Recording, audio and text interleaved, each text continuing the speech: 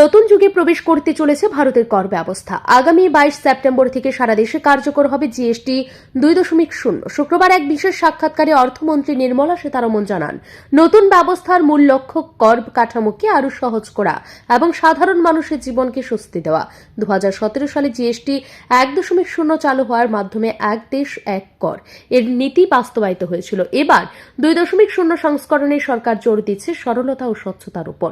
প্রথম দফা জিএসটি নানা রাজ্য কর একত্রিত করে একক জাতীয় কাঠামো গড়ে তুলেছিল। এবার জিএসটি 2.0 চালু হচ্ছে মাত্র 2টি স্ল্যাব। এর ফলে কর প্রদানের জটিলতা উল্লেখযোগ্যভাবে কমবে বলে সরকারের দাবি। এতে ব্যবসার পরিবেশ হবে আরও সহজ, স্বচ্ছতা বাড়বে এবং মধ্যবিত্ত শ্রেণীর উপর করের চাপও হালকা হবে। নতুন ব্যবস্থায় লবণ, চিনি প্রভৃতি নিত্য প্রয়োজনীয় পণ্যে থাকবে সর্বনিম্ন কর হার। অন্যদিকে বিলাসবহুল দ্রব্য বা চিনিযুক্ত পানীয়ের মতো পণ্যে বেশি কর ধার্য হবে। শিক্ষাক্ষেত্রে আনা হয়েছে সংস্কার। স্কুল স্তরের পড়াশোনা থাকবে করমুক্ত, তবে বাণিজ্যিক কোচিং সেন্টারগুলিকে কর ছাড় দেওয়া হবে না। অর্থমন্ত্রী সাফ জানিয়ে দিয়েছেন, কম কর হার নির্দিষ্টভাবে ভোক্তাদের কাছে পৌঁছাতে হবে, আর সেই নিশ্চয়তার জন্য সরকারি সংস্থাগুলোকে কঠোর নজরদারিতে রাখা হবে।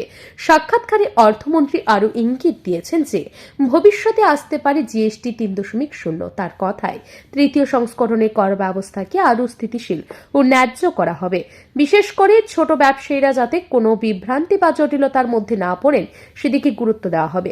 সরকারের মতে জিএসটি 2.0 শুধু কর কাঠামো সহজ করবে না, বরং দেশের আর্থিক ব্যবস্থার স্বচ্ছতা এনে ব্যবসা বাণিজ্যের গতি আরও ত্বরান্বিত করবে। ব্যুরো রিপোর্ট, ঋদ্ধি নেটওয়ার্ক।